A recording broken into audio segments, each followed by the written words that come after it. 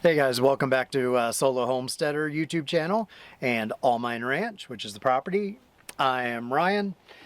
So it's Sunday morning. It's going to be hot. You know, I think in the last video I was mentioning that we got a touch of fall, got down in the 80s. We even had one night where it got down to like 57, you know, in the early morning hours. I woke up to having to put on a sweater to go outside, and that was really nice, but for better or for worse, summer's back. We're in the mid 90s all week. We have been. Fortunately, humidity is way down, so I can tolerate it a lot better, but it's still hot enough and breezy enough. It's a dry, hot breeze where I'm constantly parched and just not in the mood to do that much. But I am making progress. Despite my challenges with the weather, I have been working on some things, some painting, some more insulation, a little bit of weed pulling, and a signpost, which I'll talk about more in a moment. But as I mentioned, I think in the last video, I kind of explained why I haven't been posting all that much lately.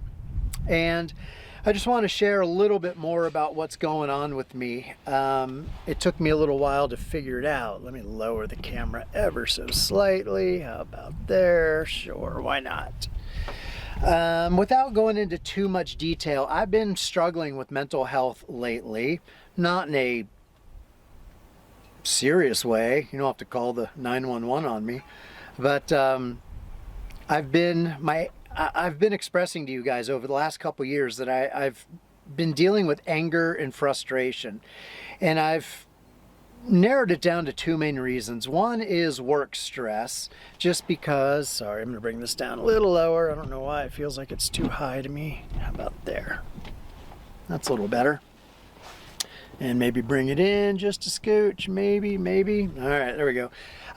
Yeah, work is just stressful. The sheer number of tasks that I have to do in any given day is sort of keeps me like feeling pressed for time. And when people do things, coworkers, or not when they do things wrong, but if they don't follow the process exactly, or they make bad assumptions, or just all kinds of little things that happen in corporate environments, it pisses me off. And I can't express it to them so much. I mean, sometimes I can be a little pointed or a little snarky with intention to sort of get their attention that they're not doing something quite right, but still being professional about it for the most part. I do that when necessary, but by and large, you can't go off on your coworkers or express frustration. I can share it with my manager. He's pretty cool. He always asks how I'm doing. And so I'll let them know the things that are aggravating me. But I've learned to sit on emails for a half a day or a day before replying. And usually by the next day, I'm like, oh, okay, we got to tone this down. That's not going to be a helpful email. But my point is, the work stress keeps me frustrated. So then when I get off the clock and I'm, out here on the land trying to do things, every little thing pisses me off. That my two big ones are gravity. Things fall over, like this tripod I'm filming this video on. We get a gust of wind, it may want to tip over, which could cost me a $500 camera, right? Or paint on a ladder, the slightest little bump, down goes the paint everywhere it goes. Now I got to clean up for an hour, things like that. So this constant things tipping, falling. Or the biggest one, I just sit a tool on something or my phone on something, and for whatever reason, gust of wind, Stanley bumps it, it falls and can potentially break. I get really aggravated at gravity. And the other one is cords and cables that snag on everything. It boggles my mind that we're in the 21st century and we're still using lamp cords and wires and cables and, USB cords. And it seems so primitive. It's essentially the same technology we had in the 1800s. And here we are in the 2024, almost soon to be 2025. The fact that we have wires and cords and cables and extension cords running everywhere, at least I do, thousands of them, and it's not the using of them, it's the snagging and the knotting, and that you're trying to tug something, and any little bit of friction, like a rock, edge of a brick, anything will stop the cord or the cable from coming, and you have to stop what you're doing and go like wrest it free from whatever's got it snagged. That drives me nuts. I'm sharing this with you not to get agitated again. But just to sort of give you an indicator of the types of things that set me off. And also everything out here is totally dusty and dirty, to give you one more. And then a final one, tiny house living, the way everything is crowded. You know, tiny house living serves a purpose for me. It got me out of debt with the IRS. You know, I'm not afraid to share that at one point I owed the IRS 55 grand from not paying taxes when I was self-employed. Well, when I did well, and then when money got tight, the tax bill always seems to come due when the cash flow stops. So I got into trouble with the IRS, which led to the desire to build the tiny house to get my living expenses really low. And it totally served that purpose. And then being able to bring my tiny house and put it here on Almine Ranch so that I have a space in which to build or the ability to build a normal house but have a living space. It's totally served my needs, but living in a tiny house really frustrating because I have a lot of stuff despite thinning. In fact, this morning, side note, I took a bunch of extra stuff. There's a church about 10 miles away that has these big picnic tables outside, or folding tables, I guess, that says free stuff. And because I've mentioned it before, but because it's on the path going down to Mexico, there's a lot of vehicles taking stuff from the United States down to, you know, Mexico for resale. And unless it's complete crap, if you put things out at those tables, it disappears within an hour or two. And that's the whole point of it, right? And I'm glad the church offers these tables. Looks a little junky, but man, it works. So I just took a 20-inch monitor down there and a couple of like small scales and a piece of crap, you know, DVD player that was frustrating me to no end, and a bunch of books and just random stuff to try to declutter is my point. So I have these aggravations, to bring it back around, and frustrations, and they've really been grinding on me. Like, and then maybe the predominant feeling is neutral, like not feeling joy, not necessarily feeling anger, but feeling completely and utterly flat and apathetic most of the time, with slight deviations, of course, mostly to the downside when something pisses me off. And triggering that frustration and aggravation, it's like a hair trigger sort of thing. So I've been working on it. Made a little progress over the last few days. Part of what work stress is the first part, but the second part of that is isolation. You know, I tend to have a very lone wolf, do it alone, solo type of personality. And I'm totally okay with that. And I've mentioned in other videos that while I want, you know, like a personal romantic relationship, I don't require it. And I've come to grips over the years with this idea of not necessarily having that for the remainder of my days. Maybe I will, but maybe I won't. I'm assuming I won't. And I'm okay with that. My personality allows for that. But lack of human connection to other people, I've been watching videos about that. Isolation leads to frustration, and it leads to addiction. And I can see that it leads to social media addiction and a little bit of porn addiction. I think addiction is too strong of a word, but I can see, like, I do like porn, like lots of men. I try to keep it within reason, especially as I'm getting older. My physical needs are a lot less. Won't go into a ton of detail there, but I just don't have the sexual drives that I used to, at least not physically. But psychologically, I can see that when I feel isolated and frustrated, most people, according to YouTube and all the psychologists and, you know, people that I've been watching lately, they talk about this strong connection between feeling isolated, a lack of human touch, a lack of human connection, a lack of being hugged, and I certainly have that going on.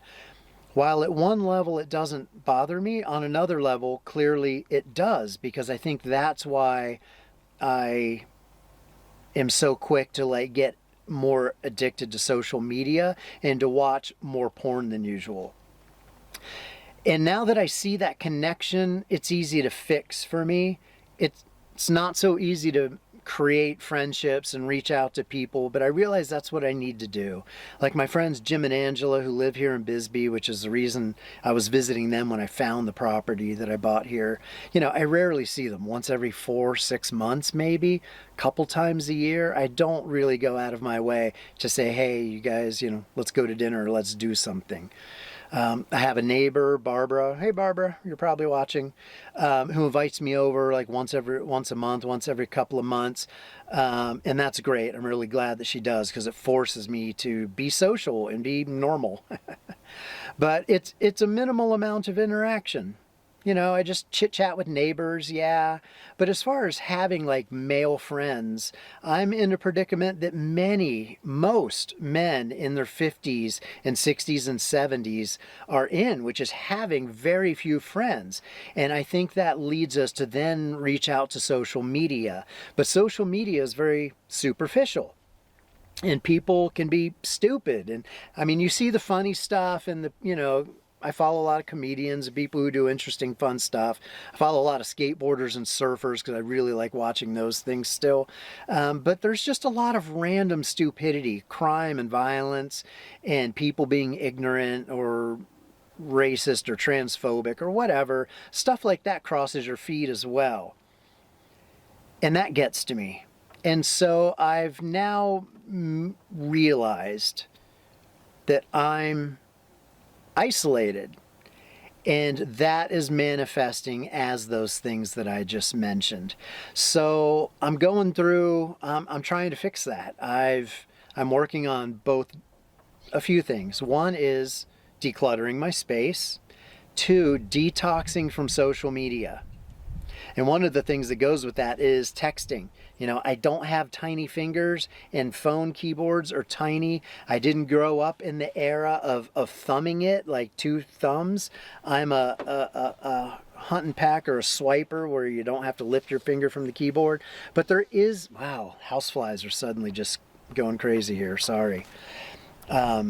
As the temperature comes up, by the way, the houseflies get numerous and they get aggressive. And these last 2 weeks of heat have definitely brought them out.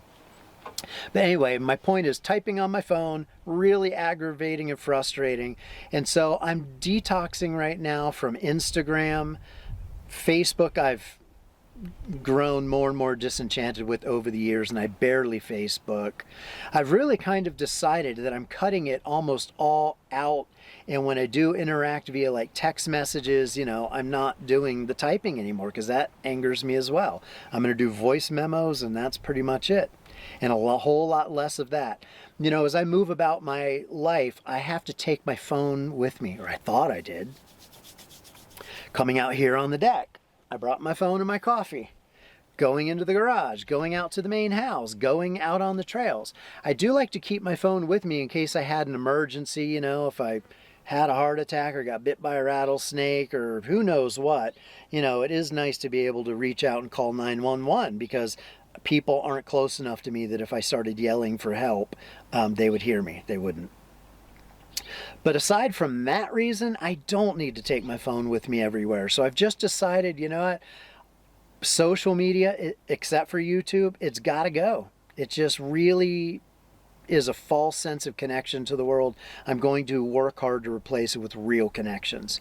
So my excuse, since I've been in Bisbee, I'll always make that mistake, for 3.5 years now, no. 4 years come Halloween, which is only a month away. I will have been here 4 years. My excuse is that I'm building and I'm working and I'm building and I'm trying to get this property to the point where I can live in the main house and have it set up by and large. Then I can go have fun and be social again. But 4 years is a long time to give up your social life. You know what I mean? To not have connections to people. So I'm realizing I can't keep that up because I could easily be building for another year intensely and probably another 2 or 3 years at a slightly less intense pace. There's just a lot to do here. It's actually crossed my mind to sell this place, believe it or not. I know that seems sacrilegious, but I've realized, what? I'm only accountable to myself. I'm not accountable to anyone else. And as much as selling this place might seem like a stupid move or a failure, admitting failure, if I were to do it, it would just be an admittance of, now that I have more information, maybe it's not the lifestyle for me. It's crossed my mind that I really do need to be near the ocean and see it, and not being near the ocean keeps me from being grounded in a way that I don't know why. Even being immersed in nature and watching the birds and the season change, I do a lot of that. It's just not quite the same as watching the waves and hearing the roar of the ocean and the seagulls and all of that. I realize I miss it a lot. So in my mind, if I were to stay here and have this desert, parcel as my primary land, I need to escape the summer heat and I need to get some ocean time. So I guess in a perfect world going forward, I would have a cottage, even a shack. It does not have to be fancy. Maybe I will buy something as my finances allows, like my next purchase. Either down in Mexico where it's really affordable, like Baja coast, although that's hot. And if I'm escaping the heat to get near the ocean, while it would be better going down towards, Baja California, would still be pretty hot. So I might be able to do something like in Northern California or along the Oregon coast, although that water's really cold, and it's also, there's not people around on the Oregon coast. It seems my visits there have been really isolating, and I just explained that isolation is something I'm dealing with. So going to a sparsely populated coastline where it's kind of gray and foggy and cool and damp, it is the ocean, but it's not the ocean that I'm used to, having grown up in Florida and spent a lot of my adult life in San Diego and Hawaii. I need more tropical type ocean, and I do need some people around. I mean, in a perfect world, I'd have something like on North Shore Oahu or near Waikiki, but that's really expensive. So I don't have an answer there, but my point is, I'm recognizing that my social isolation and my distance from the ocean is leading to behaviors that I don't like. But awareness is half the battle. So now that I'm acutely aware of it, reducing my social media, reducing screen time in general, and I'll talk more about work in a second because I've had some epiphanies there too. I sit with a laptop screen and a monitor and my personal laptop, all three screens on my desk, plus my phone sitting there, which I have to use for multi-factor authentication, blah, blah, blah. And when I'm wanting to take breaks from work, I usually turn to my personal laptop to scroll Twitter or to watch YouTube videos or just catch up on the news. And then when I'm done for the day, if I'm not working outside, I go up in my loft and I watch more YouTube. I don't do normal TV, although I've been watching Downton Abbey. I'm on like season 4 of Downton Abbey and really enjoying that show. But I don't do traditional TV. I don't have cable. I don't have any of the major streaming services. I have Amazon Prime and I have YouTube.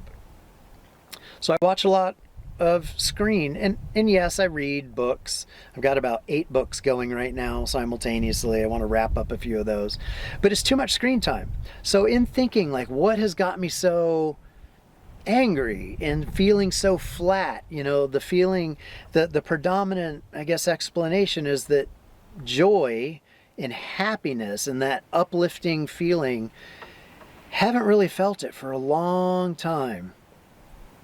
And life is short, and it's my fault that I'm not feeling it. It's my problem to solve. No one can solve it for me. But I'm feeling agitated and trapped by I call it the technological hellscape.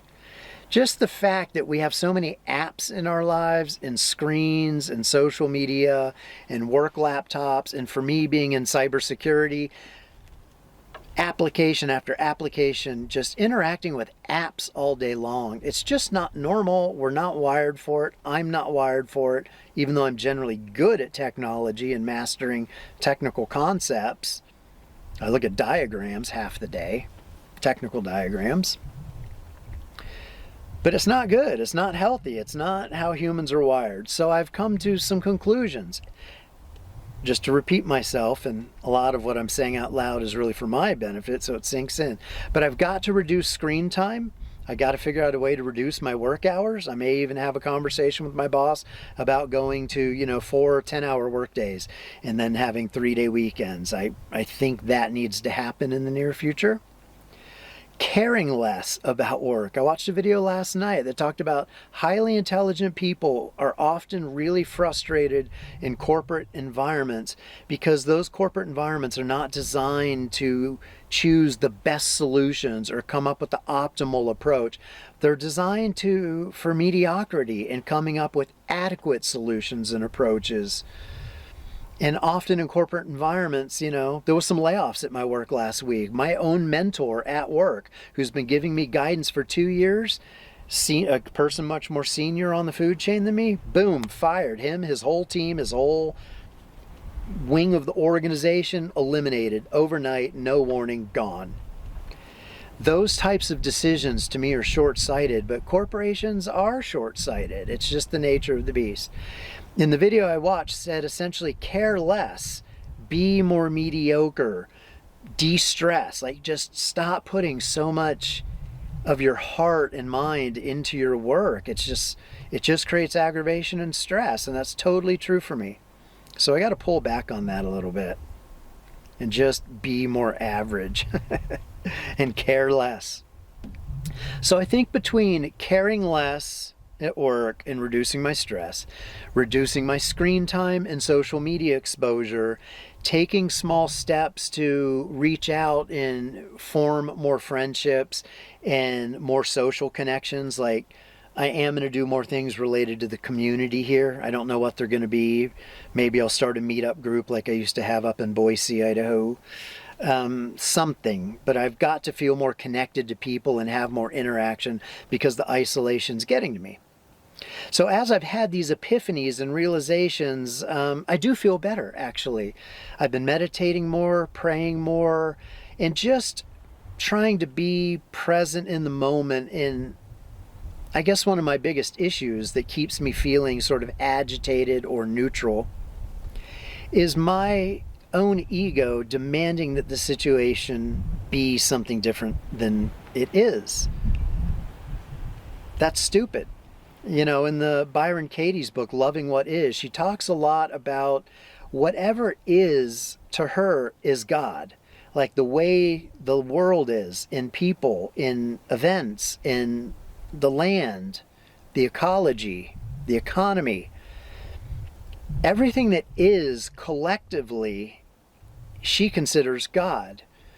And if you demand that things be different, you're basically arguing with God, and that's stupid. Pointless. It's a losing battle. So I've been trying to think about that a lot lately. What I was saying earlier about gravity and cables. Well, that's how the universe is. That's the nature of our physical reality. Gravity's I can't wish gravity worked selectively so that my shit didn't fall over. I can't demand that the wind not blow. She talks about that in that book as well. If you haven't read Loving What Is, I recommend it. It's a frustrating book, but it's a really helpful book too. It's one of my go-to books now. Between that and The Power of Now by Eckhart Tolle, those are the two that I keep going to drop resistance. So for me and for you, stop fighting what is.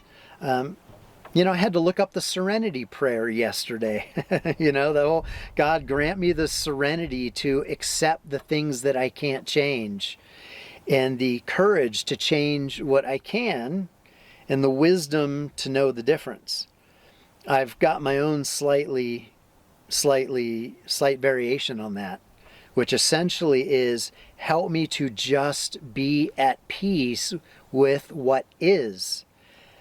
And give me not so much courage, but the guidance to know what to engage with, what to attempt to change. I can change my physical landscape, I can build my house, I can build a workshop, I can build trails on my land, but I can't necessarily solve the world's problems. But some things I can solve, and I can make small differences. And, of course, the wisdom to know the difference. I guess now I just want to be at peace. Financial success is nice, and I do spend an absurd amount of time monitoring my investments, making investments, watching the Bitcoin situation, since a good percentage of my net worth is tied up in Bitcoin, which, by the way, is going well and about to explode again past 100,000, mark my words. I spend an ungodly amount of time trying to ensure my finances are strong so that I can retire. And I think that's going to go well. But that in and of itself doesn't bring happiness. Peace in your heart, being okay with what is, just being joyful with what is in front of you. It's such a simple formula, but it eludes so many of us. And here I am, 53 years old, 53.5 years old, and the fact that happiness is elusive is pretty ridiculous, don't you think? It just seems silly. If I haven't mastered that by now. So I've also been watching some videos on minimalism and people who have just found peace in the moment. I watched a video of this with this guy named Theo. He works for room and board. He's a gardener and a landscaper. And he doesn't own anything. Almost everything he owns fits in a backpack. He works on projects for 6 months or a year at a time where they provide, food and shelter. No vehicle, 2 pairs of clothes, 1 pair of shoes, a hat or 2. Like, really minimal, super minimal. And he's happy as shit. And he gardens all day, and he's really just happy with himself and in love with life. And he's doing all that by owning virtually nothing and trusting the universe. And I watch videos about people who have found that formula for peace. And they talk about giving up careers that aren't satisfying. And I look at what I'm doing, and it's literally that. I am pursuing a good paying career that I'm competent at, but that brings me no fulfillment. And I'm doing that 40 plus hours a week in exchange for cash. And the cash goes into, of course, building the property and saving for retirement. And I keep asking myself, is that, oh, my battery's going to die, so I got to wrap it up. Is that a worthwhile trade-off? Probably not. If I'm making all this money and I've got all this stuff and I've got 31 acres now in a truck, and I'm about to buy a Nissan Leaf, a second vehicle, and I got a motorcycle and an ATV and gym equipment and all this stuff, if I'm not happy, what the fuck is the point, man? So I'm trying not to make a radical change and do something stupid, but it certainly crossed my mind just to quit my cybersecurity career. And I know if I do it, I will really probably regret it, because it makes me a lot of money, and that money can buy me a decade of security. A few years of work could buy me a decade of security. But is it really worth it to do 3, 4, 5 more years of doing that? Not if I'm not going to be happy. So I'm not going to make any radical changes. I'm not selling this property right away, but I know that I do need to wind down my career. I need to be semi-retired.